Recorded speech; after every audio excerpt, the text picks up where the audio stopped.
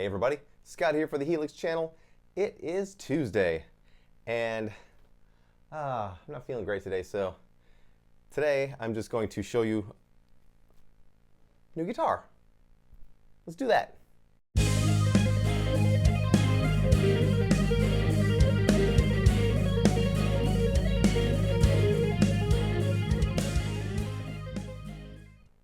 Yes, it's new guitar day here at the Helix channel. I bought this, Jesus, it must be going on about 5 months ago. It was an old early 90s, maybe late 80s, Ibanez 540 Radius, which is the model that Joe Satriani's guitar became. And I can see why. It's very mid-range sounding in when you use the humbucker. And, you know, a melody would definitely cut through a mix. So this was an ugly bluish purple when I bought it. I stripped it completely bare, and then went to town, sanded it flat, and then went at it with some True Oil mixed with some water-soluble dyes. So I wasn't really sure how water-soluble dyes and or water-based dyes and an oil were going to mix, but they did. They mixed really well, and I was very fortunate that the grain on this only has a little bit of some green streaks, like right here, and the rest of the grain is actually rather pleasant, and it turned out nice. I did sort of a faux sunburst kind of jobby on it by using some yellow dye. Actually, what I did first was I went over it with black dye and some oil, and then sanded it back so that I could get some of the black into the to the wood grain. Sanded it back, then went at the center with yellow, sort of did a bursting thing, and then went around the outsides with sort of a dark brown, reddish brown, and a black. And you can tell that some, whoopsie, Jesus Christ, what the fuck, people? Hold still. Meh. Some of the grain on the edges didn't take too well to the dye, like some spots, but gives it character. I don't really ever go for perfection with my guitars because I'm just going to be playing them and beating the hell out of them. So I'm going to play you some stuff with this. I made a really heavy preset earlier using the Angle Meteor, and share some sounds with you. All right, a couple of fun features. The pickups are Tom Anderson's, is an H2 Plus and an H-1. So it's a very vintage sounding neck humbucker and a slightly hotter than vintage bridge pickup.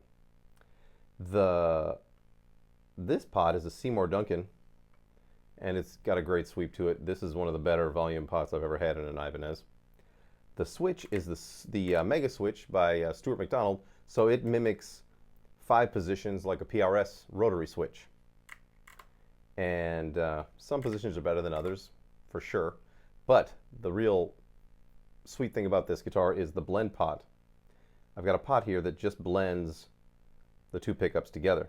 So when I'm in this position and I roll this back to the indent halfway, I get a blend of the two pickups, and it sounds really big and really full.